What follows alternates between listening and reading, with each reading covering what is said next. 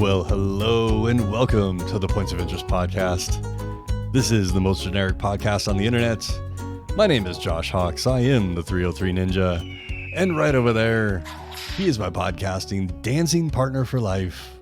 He is the other guy. It's Mr. Francis Fernandez. Well, this music is what they is what the kids call a banger or a bop. Okay. It is music that it's an earworm. It gets to your head. How'd you even find this? How'd you even find the theme song? Like what attracted? Like what made you look for a theme song that looked like this or sound like this? I'm a cheap fuck and didn't feel like paying for anything, so I found something that was free. And all the artist asked for was credit, like one time. Oh yeah. So I gave him credit on the first episode, and I've just been using it and professionally fading out manually while we talk on every episode. Oh, well, there you go. All right. How's it going, man? How are you doing? I'm getting really good at fading music in and out. No, I'm doing good. Is that your DJ skills, the fading of the music? No, because since December, I haven't been able to concentrate on DJ nothing. Well, also, you're putting in 1 million hours of work nowadays, and that is true. But yeah, DJ Hero for realsy, I definitely want to get back into. I think that'll be a winter project because let's face it, I don't go outside once it hits like 40 degrees. Yeah, you do. You wait in like long lines for 7 hours. Yeah. You go to junkyards. I mean, look at this guy, like, foreshadowing the topics.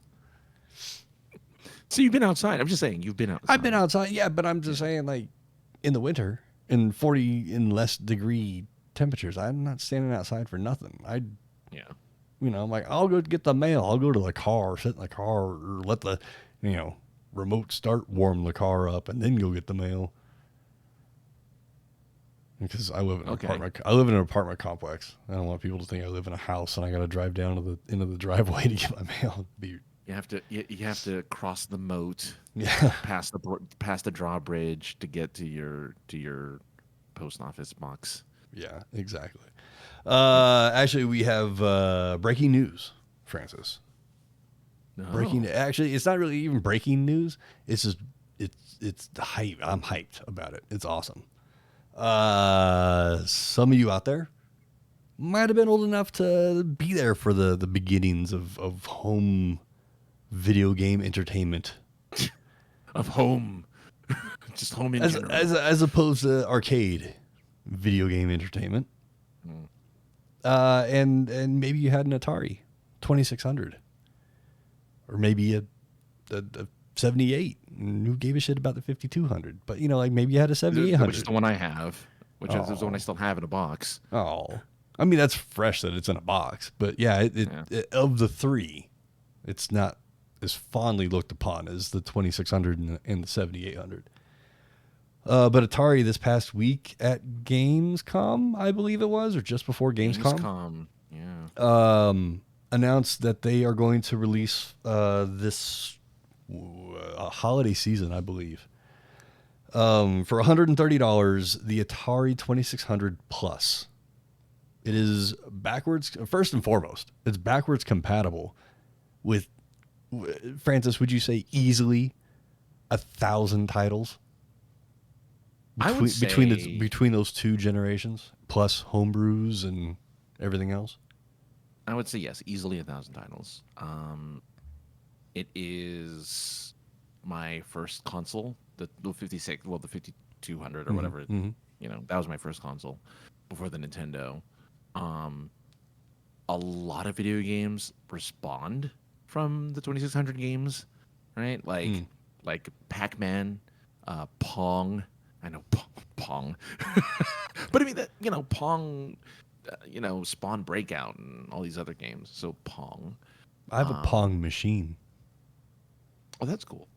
They have ones where in the Dave and Buster's where it's like it's physical things that go back and forth when you hit the little ball. Those are kind of cool. But Yeah, so you have well, it's on your C64 probably, right? Is that where your Pong is? No, I have a Pong machine. Oh, Like, what's define a Pong machine? so like the Atari or your fucking PlayStation or anything else hooked up to the TV. It was a direct hookup to the back of the TV, and it has little paddles on the console itself and dip switches to change the game modes.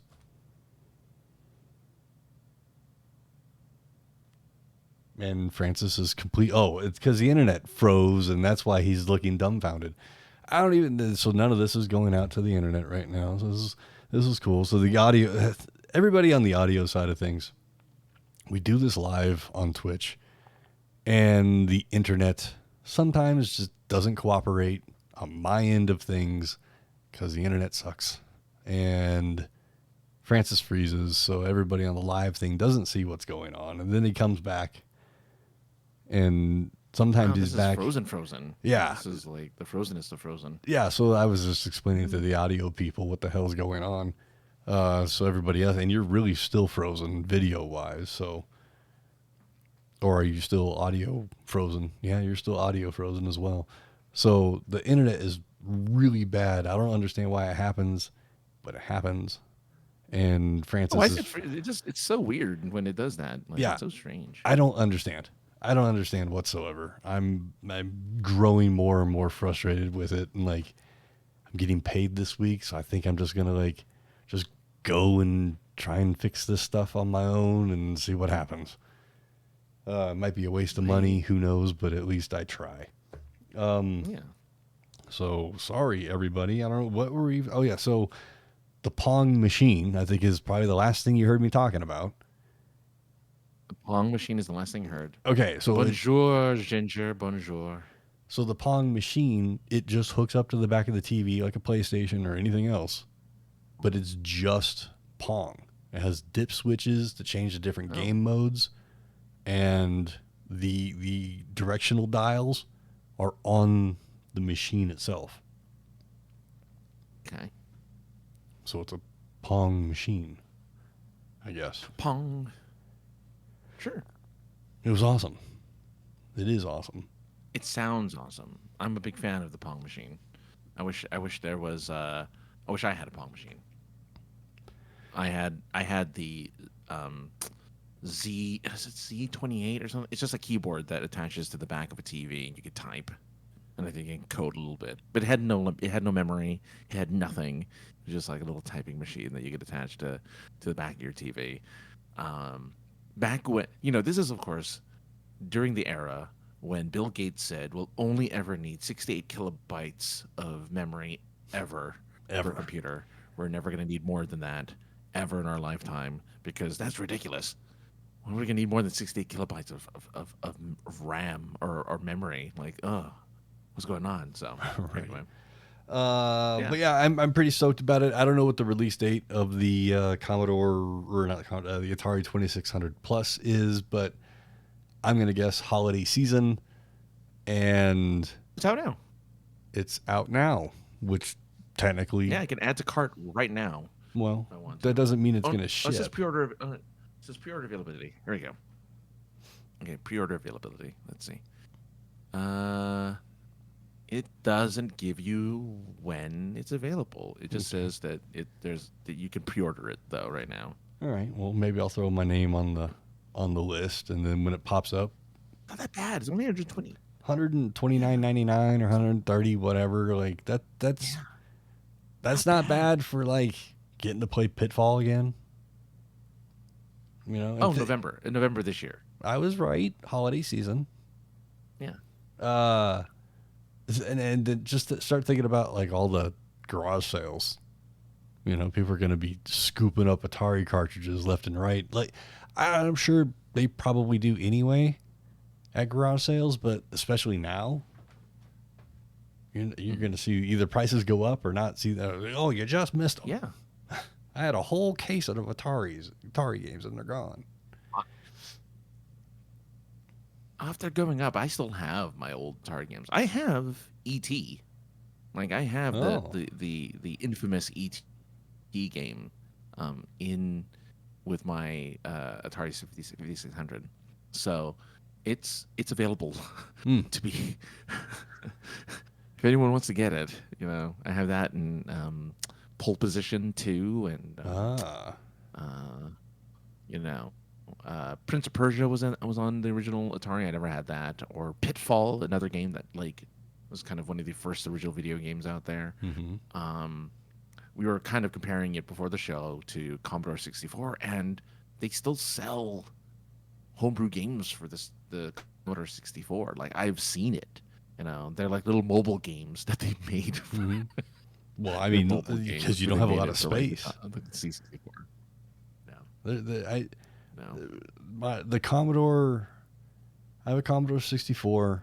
I have the cabinet for floppy disks. Oh, you're frozen again. Oh, no, you're back. A little cabinet for floppy disks has hundreds of different games. Mm. I don't even think I got through all the games when it was gifted to me. Like, I don't know, what am I supposed to do with all of these? Like, the modem was like the size of your desk. How can you? Yeah. It came with a dot matrix printer. I miss the sound of the. That sound. That whirring screech. Might have to change my morning alarm. To that, yeah. To it's dot such matrix, a loud, screeching noise. Yeah. It's amazing. Speaking of which, actually, for some reason, in my YouTube, hey, check these things out, I realized I was on the POI account. But one of the things it suggested was a modem handshake, the sound of a modem handshake. Yeah. And I was like, I haven't heard that in so long, and that this would definitely never, pop up in my recommended videos. So I'm going to watch it on the POI account and just listen to it. Yeah. I was like, now that's a nostalgia I didn't think I'd ever have any nostalgia for. So TikTok has adopted the sound as like whenever they're processing like something extreme, you hear that noise. Yeah. Which is weird because I'm like, you're catering to 12-year-olds. They don't know what that sound is. They have no idea what sound you're making. Like, why did you they just think it's noise. Right. While you, the adult who's like in your late 20s, early 30s, are using this sound that you heard when you were a baby. Right? Right. You heard when you were a wee child. You're using it as like a thing for your memes. It's cute though, because I'm like, I know that sound. You heard it in a video game or a fucking movie one time. Well, if you watch, The Matrix. If you're a fan of The Matrix, that's the sound you hear when they enter the Matrix for the first time. You hear the modem sound.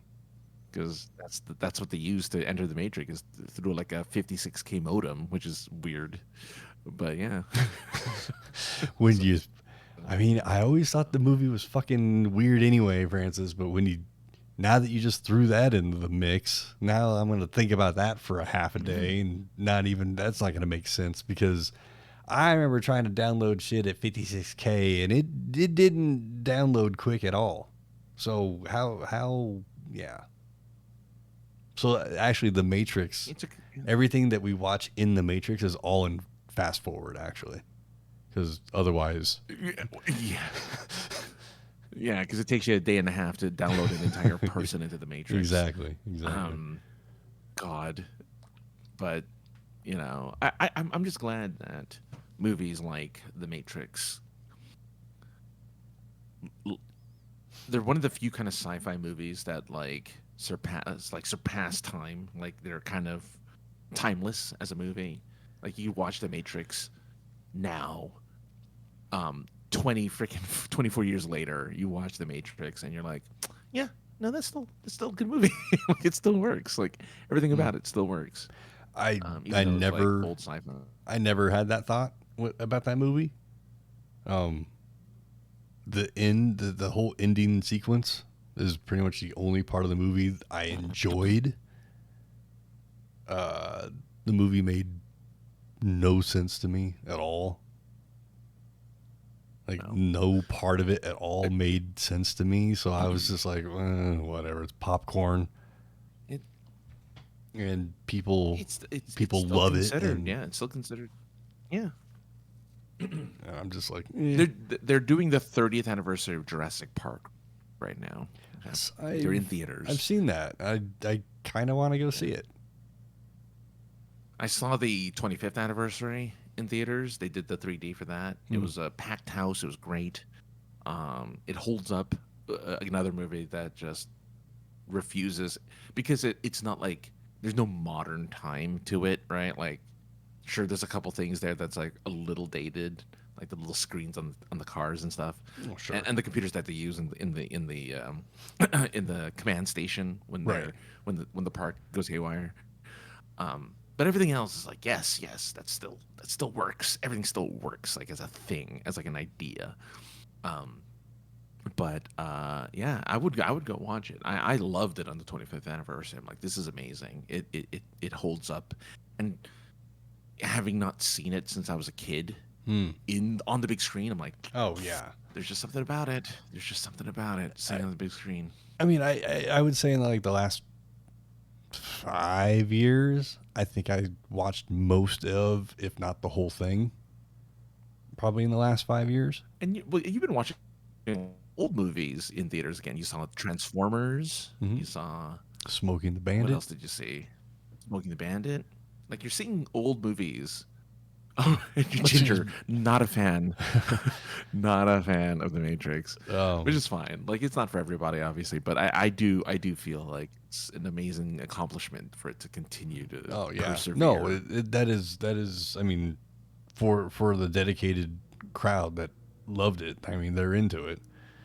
I saw the what do you call it? The 20th anniversary in 2009. I saw 2019. So the 20th anniversary 2019. I saw the 20th anniversary or whatever. And again, seeing a movie that old in a movie theater, and it still holds up. I'm like, yeah, this was great. This is a good experience. I like this. So. I might try and go see Jurassic Park, because that was one of those movies. I mean, yeah, I was 25. Yeah, I was like in 19, 20, right? Mm-hmm. So yeah, right. Well, it's 1993. Yeah. Oh, 93. I don't know how old I was. 14, 15, something like that. 16. I don't know. In my teens. You're probably 16, because I was 13 at the time when this movie came out. So. I don't do math. It's just funny because that's like a huge part of my job. But the movie blew me away back then on a big screen. And like I said, probably in the last 5 years, I've watched it.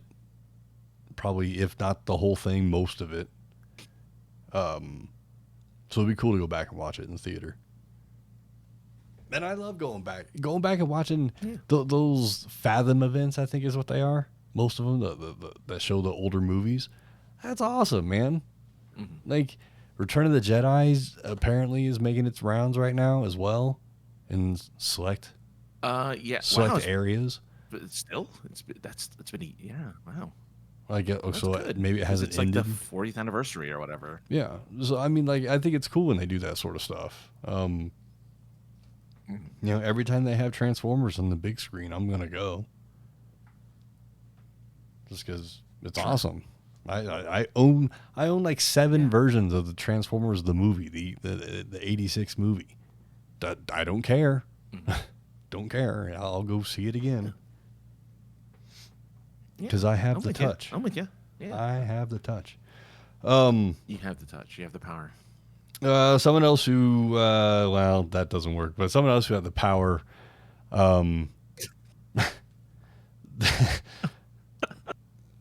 to not overbid on life, decided to cash out before he went over $1. It's falling apart.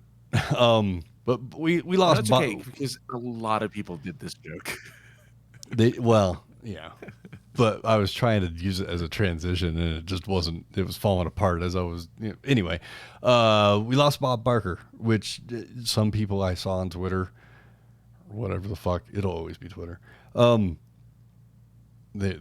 didn't know we still had Bob, so it's sad. It's even more sad now that we lost him. Whatever Saturday or Sunday, whatever day it was. He did the moment he gave up the reins to.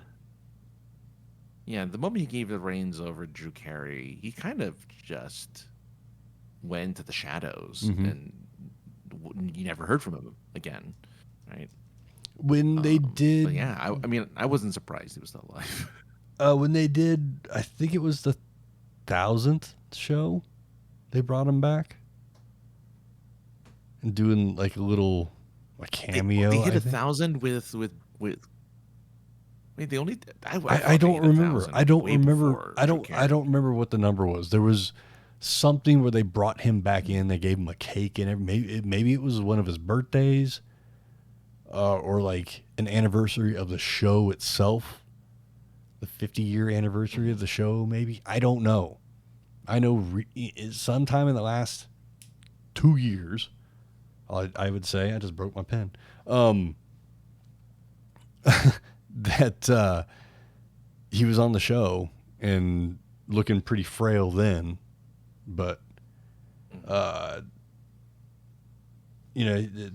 Price is Right. I mean, for a lot of, I'd say, Gen X people, maybe some just after Gen X, that Bob Barker was there every day. We were at home, sick or quote unquote sick from school. You had your right. You had your Bob Barker. You had your Sprite or 7-Up or whatever. You had your crackers, your toast. Whatever the hell. Yes. But yeah, Bob was always there for you. Even as an adult, when I was home sick or quote unquote sick from work, I'd watch Bob Barker. When I ran the dispensary and we had access to local stations on a TV, I put at 10 a.m. we're watching Price is Right. I don't really care what you guys are watching or want to watch. I've got seniority. I had the remote. We're watching Bob Barker. Sure. Or Drew Carey, as it was more appropriate. But, we're watching Bob's show. Oh, so yeah, Ginger said it was the 25th anniversary. 35th. Or 35th anniversary show for the, yeah. Okay. So, I mean, that's... He had a hell of a run. Actually, my lady was over just the other day, the same day that he died. I was Pluto or Tubi, I don't know which one it is, but they have the Price is Right, the Bob Barker era as a channel. So I was watching that, and when she came over, she's like, "Is that the Price is Right?" And I was like, "Yeah." She's like, "Is that Bob Barker?" I was like, "Yeah." She's like, "I've never seen him young." And I was like, "He's not young." I mean, he is, but like, he's younger than like you probably saw him. But like, he wasn't really young here either. He was never young. Yeah, he was always old. Yeah, but it was kind of cool. Is that I mean, she's a bit younger than me, so I mean, like, I was surprised that she was aware who he was anyway. And she's aware of him first for the Adam Sandler movie. I don't know, but maybe not. I don't know. But it was Happy Gilmore. Happy Gilmore, yeah. But it's just kind of cool that she recognized him.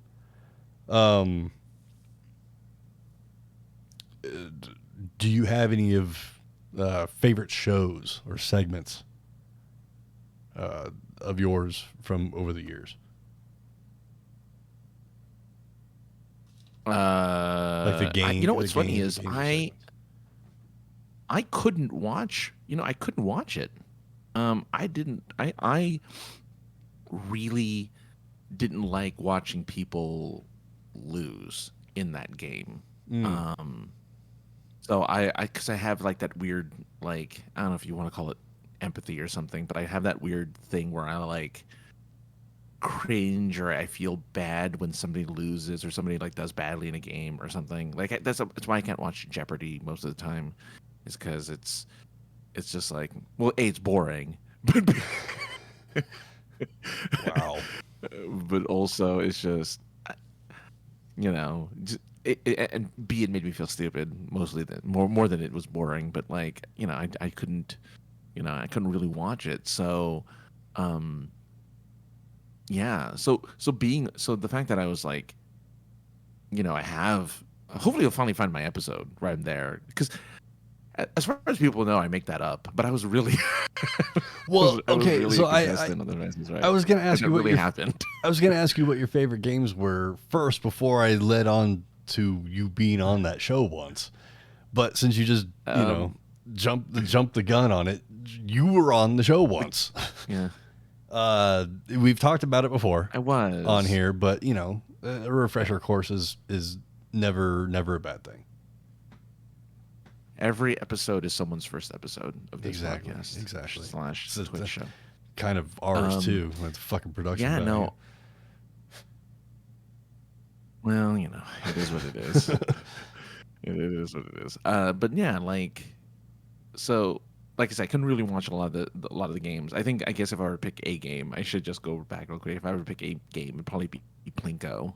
Plinko is the one that seems to be universally loved, and it's a it's a game that exists to today in like ticket game places where they have like Price is Right Plinko games. Yeah, like Dave and Buster's or those type of places. Yeah. Yeah.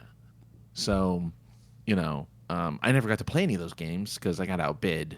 I was the last contestant in The Price is Right, and I got outbid by some lady beside me, where we were bidding on an armoire. Okay, and this is 2006. I want to say 2005, 2006, and I'm bidding on an armoire, and I'm like, I was the first one, because I guess the one they pick from the audience is always the first one up. Yes.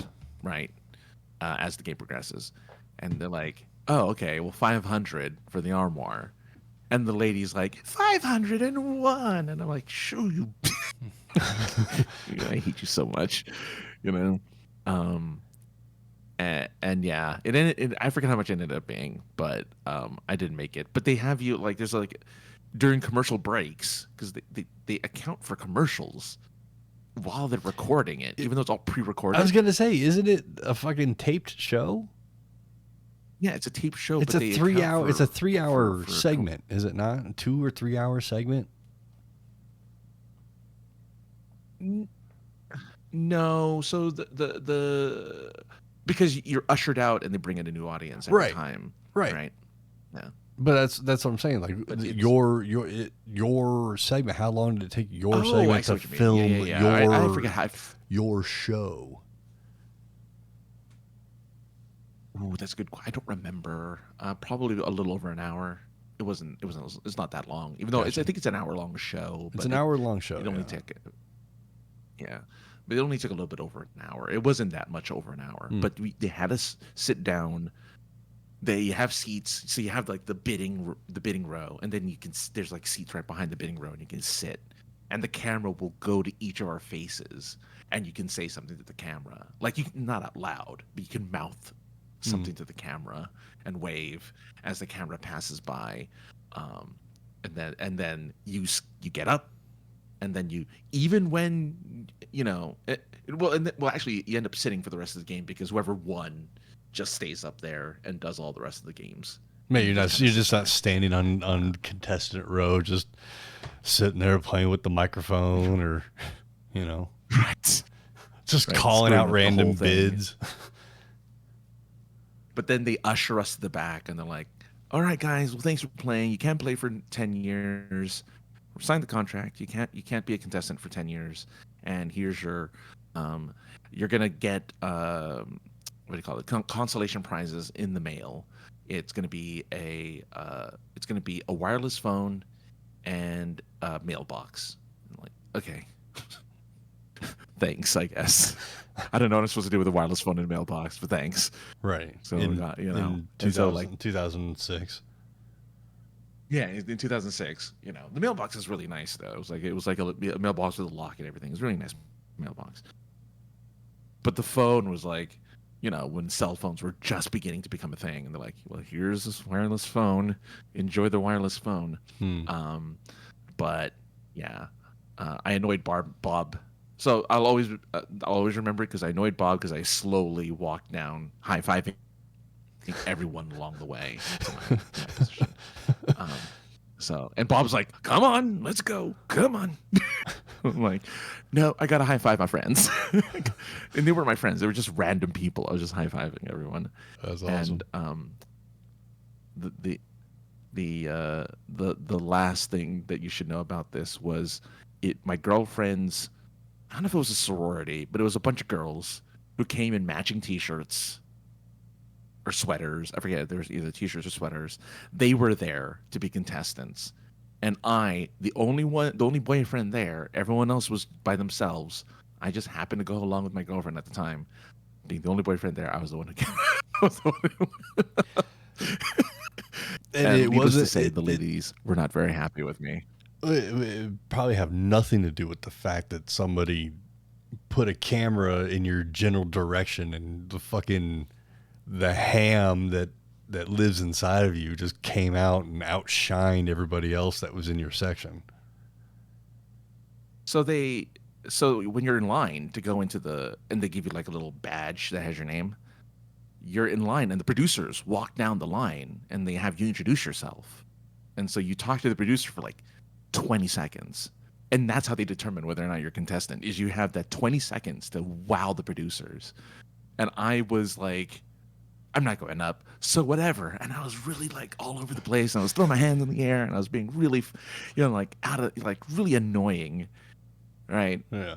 And embarrassing my at-time girlfriend, and she's like, oh God, I can't believe he's doing this, right? And then we walk in. So when I hear my name, Francis Fernandez, you're the next contestant on The Price is Right. I'm like, oh my God, all right. It was really weird. It was like a really just like surreal experience just to hear your name being yelled out by that one dude who wasn't who was the new announcer, who wasn't the previous announcer. I forget what the guy's name was, but I can't. Roddy something. It was after Roddy, I think. No, that's the guy. I think he had already retired. Yeah. That's what I. Oh no, I had Roddy then. Okay. I don't know.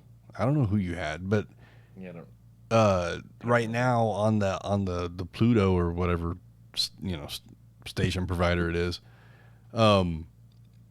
it's Johnny Olson as the announcer guy.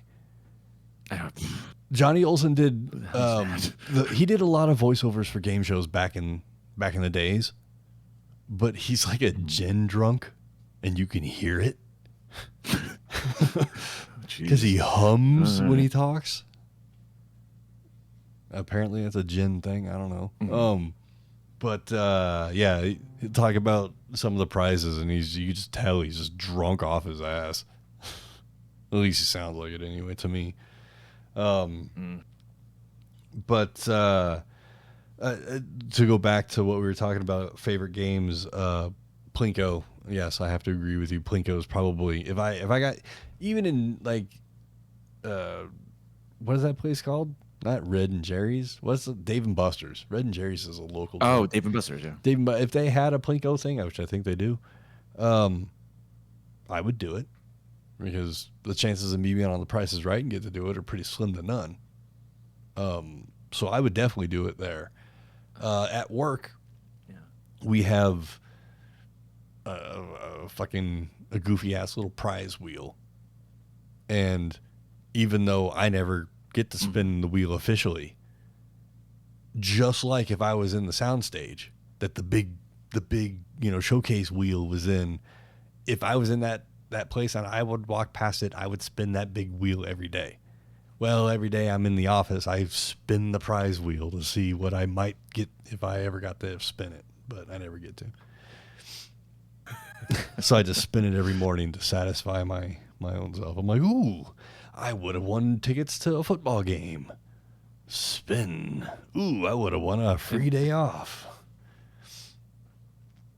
Ooh, that's nice. That's a nice win. That's a good one. Surprise. That's like one of the best ones on there. But I yeah. so Plinko, Or the yodel one. Who's the one? Who's the one that the yodeling guy? the guy, he goes up a mountain. Mountain climber or something like that. He goes up a mountain. Yeah. Yeah, that one's fun. Yeah.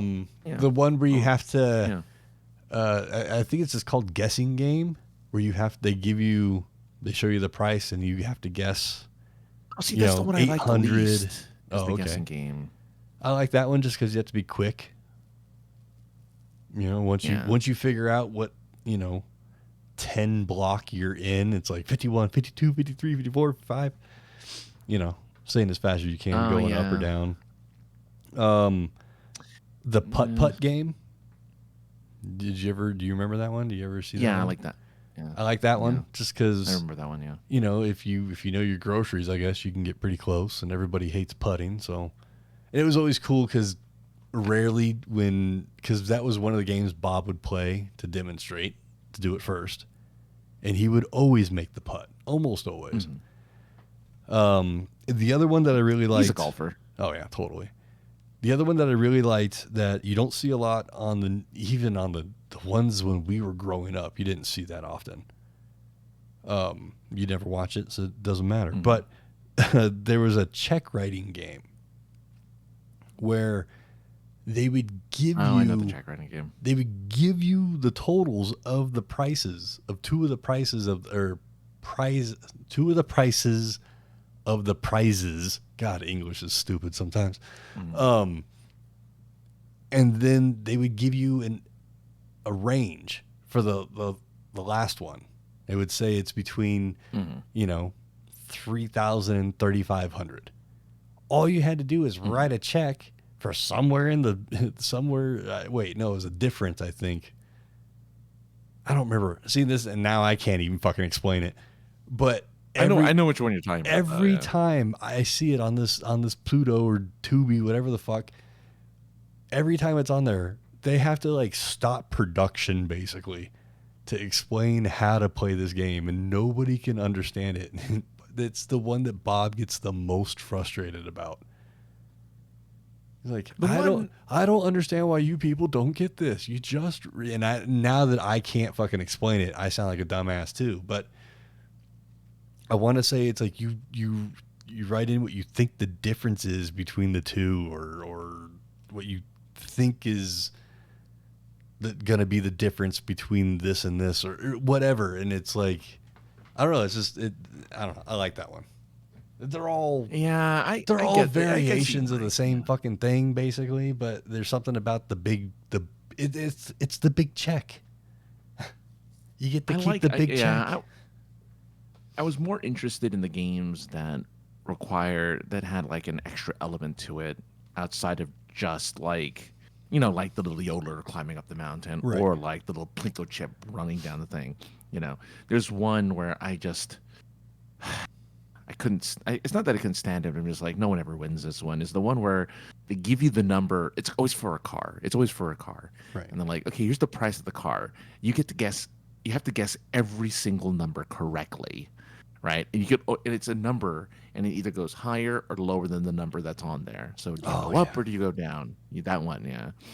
And you have to pick for each one. Mm-hmm. I'm just like, oh god, but it's so tedious. But there's a few times where they'll roll all 5 or 6 of the dice, and it'll be 1s or 6s. Like the whole thing will be a 1 or a 6. Right. Oh yeah. That's the one where they put the dice into the slots. Yeah. And so come on, if you're gonna get any of the numbers on there, 1 or 6 are the ones that get, because everything's gonna be higher or lower than that. So no, that's true, but still, it's just like, but it does have that extra element that I like, the dice, which is nice. I like the dice. But I don't like the ones where they're like, guess the price. Is it higher or lower than it'll just be an item on like a box of macaroni and cheese, and it's like, is it $1.25 or is it 99 cents? Right, and you have to pick the price. Mm-hmm. Right, and then plop the thing down. It's like, oh, it was 99. You know, whatever. I hate those. I hate that one so much. Did you, and we're kind of going a little off topic a little bit, but like, did you ever see the documentary movie thing, the Perfect Bid? No, I haven't seen Perfect Bid. It's on YouTube right now. I just saw it probably a couple hours ago, so I put it on the. I need to watch this stuff, but it's about a guy that, from what I understand, it's about a guy that studied all the prices and products on The Price is Right, wrote all the prices down of items that came up, and memorized everything. And when it was his, so he did a perfect bid on Contestants Row. Whatever the game was, he nailed the game. When it came to the wheel, he had worked out like the averages of beating whoever, beating the first person or what. I've seen the actual numbers of the averages on the showcase wheel. The first person has the best chance of getting $1. Period. Doesn't matter 2 spins or 1 spin. And the third person has the worst chance, apparently. So if the third person gets $1, like the averages worked out for them, if I remember correctly. But I haven't watched this documentary. But from what I understand, he memorized all the prices and just went on there and just nailed everything to the point where they were like, something's amiss. Well, the subtitle is "The Contestant Who Knew Too Much," and yeah, so the cover art is when he gets the Showcase Showdown, which is when you can get all the stuff, right? But it's like a boat and like furniture and et cetera, et cetera. Or a trip to Ireland, or it's always a trip. Yeah. Which is the that was the showcase. It was a trip to China. It was the showcase I didn't get. I was so sad. Anyway. So if you get within like $1,000 or something like that, like you have to get within a range. You can actually win both showcases. If you're within, I think $500 of your, or if you're $500 within the other person's bid, and you're the winner, and you're within 500 of the other person's bid, or something like that. Something like that, yeah. There's like some gimmick where if you're within a certain amount, you win. So Ginger says, I used to watch the College Bowl game show as a kid. You probably don't know this show. Isn't that like just football? Call it the College Bowl. But yeah, so he, so I guess I have watched a lot of Price is Right, because I do know a lot of these games, and I do know a lot of like, because I think Drew was when they introduced male Barker's Beauties, right? Originally, it was just only women who were Barker's Beauties. I don't ever recall seeing any male models back in the day. And as I'm watching episodes, which I believe are from the mid '80s right now, no, they're all ladies. Oh yeah, they've been women. The whole Barker era was all women. Yeah. So I would say it's probably Drew, and I think Drew took over in 2007. I want to say. All I know is that good on him. Oh yeah. But yeah, all those games are fun. All that stuff. Apparently, the Walking Dead, that show that was on, or still is on, that showcase. It's basically this. It's a podcast about The Walking Dead. Only this isn't about The Walking. This isn't about anything. But that studio is right above the Price is Right studio. And I think it was Chris Hardwick told a story about every day he went to work, before he went up the stairs to his studio, he would spin the big wheel, because they just throw it in the back hallway when they clear the studio at night. Not surprised. Everything's everything moves because you get to see. Obviously, you get to see behind the scenes stuff. So yeah, everything is mobile. But okay, so she says that it's 2 teams of 4 students answering questions in a battle for scholarship money and prestige. I want to say I do remember this, this College Bowl kind of competition. I feel like I've seen it. Like I want to say I've watched it, but I'm not sure. It sounds familiar. I can't say it does to me, but What do I know? Oh, Let's see. Well, since we're talking about death stuff, and Bob Barker being far more important to the world than wrestling is to the majority of the world. But in the wrestling world, the wrestling world lost two greats last week. One, a legend from, God, I think back from the 70s, maybe late 60s, possibly. I'm not really sure. And that's the only one I know about is the older one. Yeah, so Terry Funk, who, I mean, he was on, what's that dude? What's the guy who beats up everything? The internet meme, he beat Chuck Norris. What was that show? Chuck Norris, Texas Ranger? Walker, Texas Ranger? I believe he was on that show. Terry Funk was. So he had legit acting roles as well. I don't know how legit that show was, but whatever. He had acting roles as well. He was on for years. So he did all kinds of stuff. He was also a pioneer in kind of like the hardcore wrestling scene. More of the the stuff you see, I guess, highlighted more than actual wrestling these days is people jumping off balconies and fluorescent tubes to the faces and stuff like that.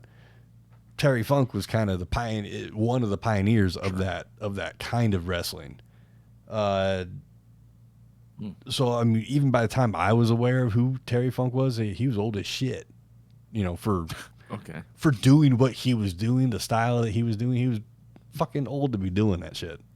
And continued doing it up and through the late 90s, I want to say, still doing hardcore matches and bleeding out all over the place all the time. But recently, I think in the last 2 months, someone showed up with his original championship belt from when he won it. I don't know the lineage of the belt. I don't know if they kept, whoever, because now in wrestling, you win the belt, they make a belt for you to take home, I guess, and keep.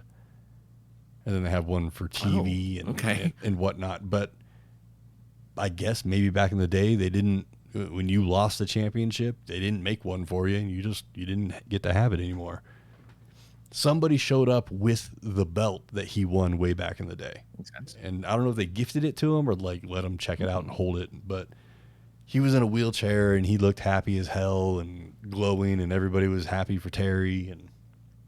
And just, great to everybody thought he was doing really well. And then to find out that I guess he wasn't doing very well. And I don't know what his cause of death was. I didn't really look into it, but definitely, for the older generation of wrestlers and wrestling fans, they definitely hit harder for them, I think. Me, like I said, it was like I was aware of the guy.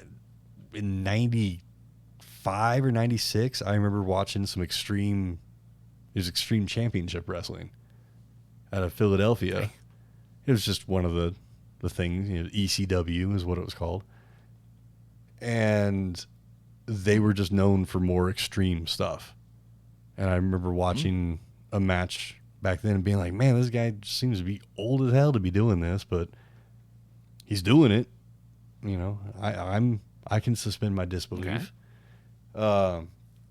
So that kind of sucked. I'm just kind of looking over my notes and I just kind of hit everything that I just said about him. So, I mean, it still sucked just because, as I know nothing about him. Like I said, just an influential guy in the wrestling world. And then this past week, a guy by the name of Windham Rotunda, that's his real name. Second or third generation wrestler. I would tell you his dad's wrestling name, but you wouldn't remember, or because you're not a wrestling fan. But for the people that out there, sadly no, it's fine. We all have our flaws. But for the people that were fans of the 80s wrestling out there, if you can recall the wrestler IRS, or Irwin R. Shyster. Windham Rotunda is the son of that guy. And then he has a younger brother as well that's in WWE as well. But he wrestled under the name Bray Wyatt. And Bray Wyatt was one of those spooky kind of wrestling characters, not similar to The Undertaker. I guess that would be for the people. I mean, The Undertaker is kind of a synonymous name. You could throw that out there. Most people know who The Undertaker is as far as wrestling goes. I know who The Undertaker is, yeah. So when I say spooky wrestler, that's what I mean. He just had a spooky everything he did had a spooky presence about him. The character that he broke out with, that everybody kind of first fell in love with, was a character similar to she puts the lotion on her skin. What was that movie? Oh, not Michelle Pfeiffer. Silence of the Lambs. Silence of the Lambs. The character was kind of a Silence of the Lambs kind of character. Hawaiian shirt, white pants, fucking kind of derby kind of a hat. Straw hat sort of thing. And very, cryptic and whatnot. People just fell in love with it. He had, a faction. So he had other people that were in the group with him. One of those people died a couple of years ago. And Windham, as a human, as a friend of that person, never really got over it. He talked about it numerous times about how it was such a tragic loss, and he just couldn't really get past it. When he returned to WWE, as the character version he ended up portraying the last bit of his career, when he returned, the entrance was almost mirror identical to the fallen wrestler from a couple years ago. So much of it harked back. There's so many similarities and a lot of doing the same kind of moves, like in honor sort of thing. Anyway, had his last match earlier this year. I want to say springtime, and got COVID sometime after that. So he was gone he actually got cut by Vince. Got fired, basically, and then brought back. Oh, geez, okay. Was gone for a long time while he kind of built up a story. They came out, had a few matches, and then got COVID sometime in the spring. From what I'm picked up, it exacerbated a heart issue he had, a heart condition. Oh, okay. I read a report this morning that it got to the heart condition was serious enough that the doctor had him with a portable defibrillator that he should have been wearing, basically. So he told his girlfriend that he was going to go take a nap and never woke up. The defibrillator they found in his car. So, now they're kind of questioning, why wasn't he wearing it? Yada, yada, yada, yada, yada. But it was a huge loss, just because of apparently behind the scenes outside of Bray Wyatt, the character, Windham Rotunda was a fucking amazing person, apparently. Despite his super creepy, character he portrayed and the, his appearance of being a big rotund guy with dreadlocks and, a big beard. I guess he would be kind of pretty scary looking to, if you just saw this person in the crowd. I don't know. I mean, I don't, but, just a different style of wrestling, more a theatrical wrestler than doing what you see on TV every day.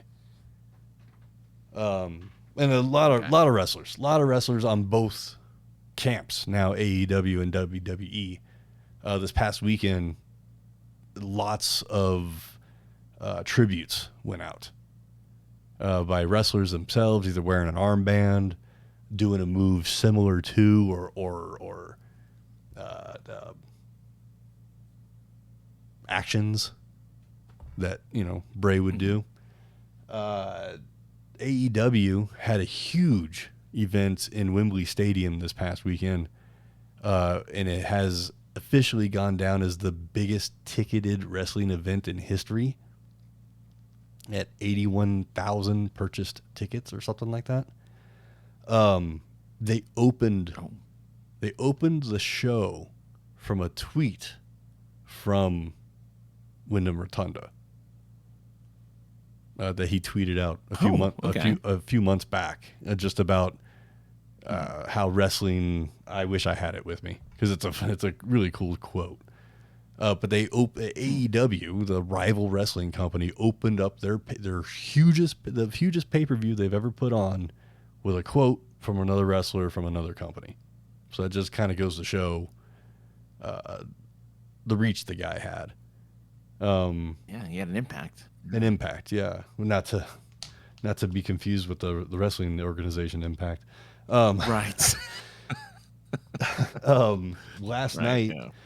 and I just saw a clip of it this morning. Last night on the WWE Monday Night Show, the closing shot of the show is one of the lady wrestlers holding up the armband that says Wyndham on it and just losing it completely. From what I because I didn't watch the show, apparently it was some sort of a tables match where you got to send somebody through a table to win the match. And that was this lady wrestler's first match on TV, was a tables match way, 3 or 4 years ago, and had no idea how to set up a table, had no idea how to go through a table. And apparently Wyndham, literally took her under his arm, took her to the ring and helped her set up a table, helped her, show how to go through a table, this and that. And then she has a tables match, the Monday after he dies. So apparently she completely lost it and broke down, and it hit a lot of people. I'm going to miss the guy just because. Sure. I mean, like, his matches weren't all that spectacular, really. I mean, this is fucking me sitting on a microphone, so who am I to say, right? Sure. I've never professionally wrestled my entire life, so take it with a grain of salt. But his character, the way he presented things, the little skits and skits and whatnot, that is what drew you in, and then the wrestling was like, oh, okay, well, his wrestling, is kind of meh, but the character is fucking awesome. I wish it all went together. But yeah, sure. It definitely felt. It definitely made an impact. No pun intended. In the wrestling world, and it just kind of sucks. Anytime, whether it be an actor or a sports person, anything else, it sucks. And an entertainer is always going to have an influence and like an impact on when they pass away. So him being an entertainer, both of them being an entertainer, I'm sure that there's a definite loss felt in the community. Because look, I don't follow wrestling at all, and that news made it into my feed. Right. So like I knew what happened. I'm like, oh wow, I don't know who you are, but that sucks. Yeah. But that shows that some stuff just kind of transcends. Yeah, totally. So yeah, the meat of the podcast was all about fucking people not being around anymore and not going over $1. Sadly, yeah. But I did go to a couple shows this weekend at tell me more. Basically brand new venue to Denver. Much like the venue was scrambled and put together really quickly, I couldn't find a lot of information about the venue either. But no Red Rocks. It's no Red Rocks. It's not been around since the beginning of Earth. The venue's called the Junkyard. from what I understand, it was either a scrapyard or an actual junkyard. Now I'm going to raise my hand and ask a question. What the fuck is the difference between the two? I don't know. I couldn't tell you. Because to me, it's the same thing. I've called the scrapyard and we'd gone to the junkyard and everybody said, they knew what I was talking about when I said, let's go to the scrapyard. So I don't know. But from what I understand, it came up last year. Whoever purchased it had 2 weeks before a show was to be there, and they cleared it, did some environmental stuff, leveled the ground, paved it, and put on a show. So they've had a year to do whatever. Never been there. Me or the lady had never been there before. We show up. I'm not going to cut through it. It's basically an L-shaped parking lot, which once was apparently a scrapyard junkyard. It's a temporary venue of some sort. They do have like 3 permanent shacks that have old like 40s or 50s cars on top of them, which were really cool. But that's like that's the only remnants of a junkyard, really. The original sign, the sign structure is still there, but they have like a tarp with like a table front, like we'd have at a Comic-Con, just like that says the Junkyard established 2022. But as I said, it's like an L-shaped location, and the thing that we went to was technically, they called it a mini festival. And I would say mini was the emphasis on the festival part. But they had 2 stages set up. Now, in your mind's eye, everybody, picture a capital L, but backwards. So the bottom thing is facing to the left. And you have a stage at the end of the bottom of the L, and you have a stage at the top of the L. And a building is running alongside the L, and it ends at the bottom of the L. What was cool about that is the worst description ever. But what was cool about that is that regardless of which stage you were standing in front of, you couldn't hear the other stage. You couldn't hear the other music. I mean, maybe if there was a quiet moment, maybe, but I thought there was going to be a bunch of noise bleeding, and there was the further back, right? The further back you went, you can definitely hear more of it. Okay. But it was kind of cool. They were able to play 2 DJs playing EDM sets at the same time and not stepping on each other's dicks the whole time. So that was really cool.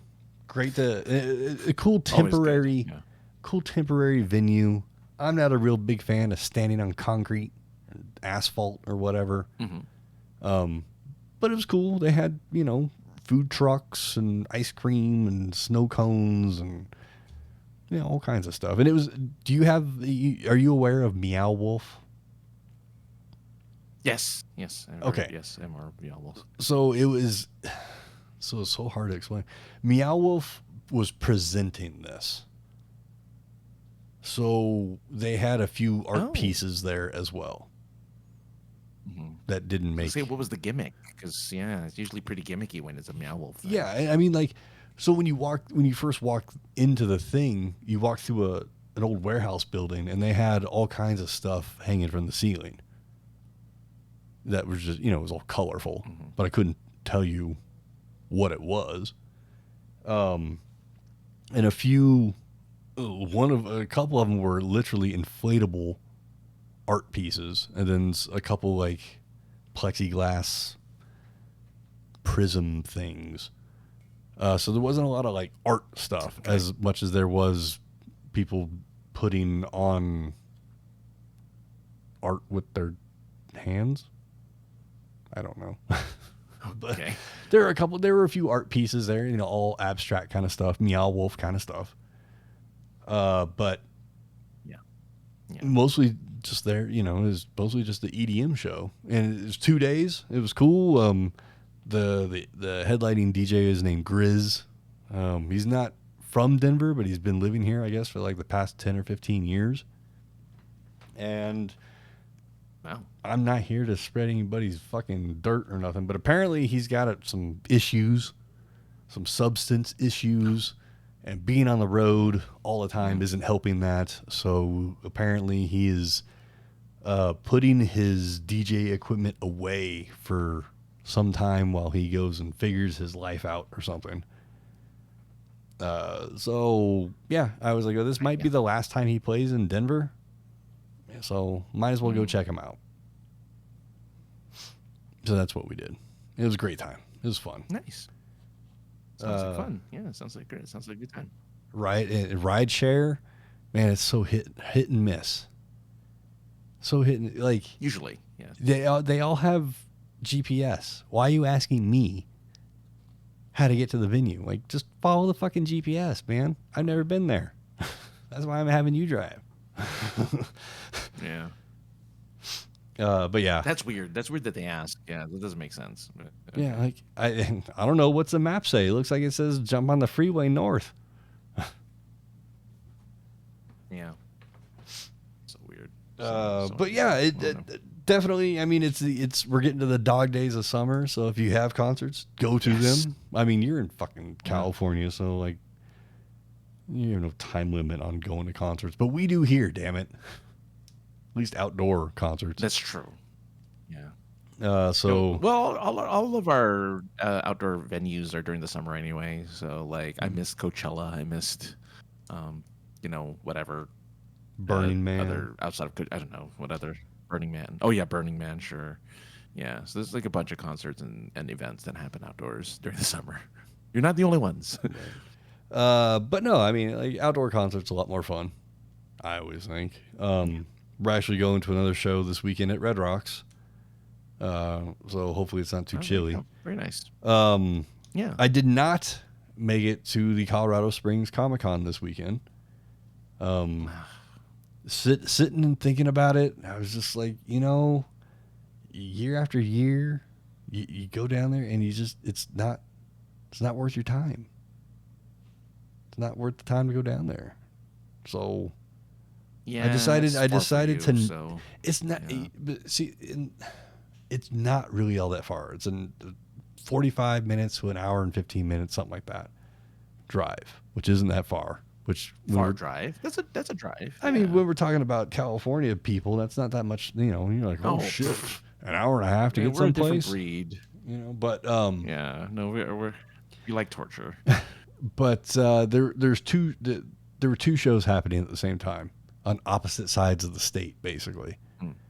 Colorado Springs was putting on their show, and Fort Collins, which is north of the city, was putting on their show. And I had no contact with Fort Collins. I had a press pass for Colorado Springs, and I just decided not to go. Either. To either. It's weird because distance, they're roughly about the same distance away from each other. I mean, from where I am. But as far as like how you get to both of these cities, Colorado Springs is so much easier to get to. Oh, gotcha. Fort Collins is just like a trek. Yeah. For whatever reason, it's just a trek to go way up north than it is to go, almost the same distance south. Yeah, look, you've been busy at work. You've had a lot on your plate. It's, you can take a break from conventions. It's been a while since you've taken a break from conventions anyway. Yeah. This year seems like a good year as any to just kind of take a break from all the different conventions that are out there. Just time for yourself. That I took the weekend off for a reason, but also, again, like if it hasn't flipped my skirt up, there's no point in me continuing to go to it. If I go there and every year I'm like, ugh, yep, here we are, same crowd as last year, same. I don't know. I just don't think the Springs has a good location to put on a Comic-Con. And an ice rink is just not the place to do it. Because, like, look, if everything was just on the floor, like on the basketball court floor or the ice, covered ice floor, and that was it, that would be okay. Mm-hmm. But then they'd stuff all like your commercial vendors in the rotunda area. When you go to a basketball game or fucking Muppets on Ice or whatever, like you have to walk around the concourse to find the tunnel that you have to walk into. Well, this hockey rink that they put the show on only has one level, so there's only that one concourse that goes around in circles. You put a 6-foot table, 6x4 table on either end of that hallway, you end up with like 5-6 feet of hallway space to walk through. And that's not convenient. Gross. Yeah. So I think next year I'm going to try Fort Collins and make the trek up north and give that show a shot, just because, I don't know. I didn't have the motivation to drive down there. You need to get our good friend Jay Clark's kind of passion for the convention again, because he's been posting like pictures of going to a bunch of conventions lately, and it's like he's very passionate about conventions again. Well, yeah, I mean, we'll talk about that later. But yeah, I mean, it's because he's getting the access that he's been wanting. Basically, I mean, he's not only. I mean, my connection to Fan Expo was through Jay. Basically, he was the one that. Through Jay and Stan, they're the ones that helped throw my name on this guy's table. But the contact that we've made, they were in Jason's hometown, so he was like, "What do you want to do?" So I think this past weekend, not only did he record an episode of The Elegant Weapon at Fan Expo, like officially, he was also moderating, hosting for sketch duels and spotlights and a couple other things. Yeah. So he was busy. It's great. It's great to see. Con. Yeah, exactly. It's in his hometown. It's the same sort of feeling I had about, holy crap, I'm doing something official in my home convention. So all the. Hopefully the ball can keep rolling to everybody else that we know that does conventions and wants to be doing stuff officially. Hopefully we can all get a chance to do that. That'd be nice. That'd be awesome. But you know what else would be awesome? If people sent us questions, comments, concerns, critiques, I don't know, or anything, where they could do that at the POI Podcast at gmail.com. Because that's where we start the whole contact process of the show. You can leave a voicemail, text, call into the show maybe sometime. I'll let you know when I actually have the phone set up to do that. Because I always forget to charge my phone. But you can call us at 314-764-7631. Spells out POI Pod 1, because Synergy was a thing at one point. And you can email us at thepoipodcast at gmail.com. That's all the contact stuff for the show. Francis, what is your contact stuff? Where can people find you on the internet if they want to stalk you?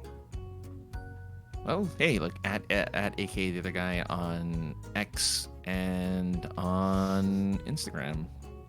I haven't done any other new ones yet. I've been getting invitation. I haven't gotten an invitation yet to Blue Sky or Thread. I mean, Threads. I don't know if that's still a thing anymore. Right. But so just hit me up there. No, Super Geeked Up tomorrow, because the host is traveling to Dragon Con, which is this upcoming weekend. Oh, so, boo! We're missing Dragon Con. We're missing that one. We forgot to go. But yeah, that's where you can find Francis. You can find me and Francis here next week. Same bat time, same bat channel. For another hour of nonsense. Everybody else, thanks for listening. I don't know. I had nothing else to say. We're out of here. See everybody. Bye.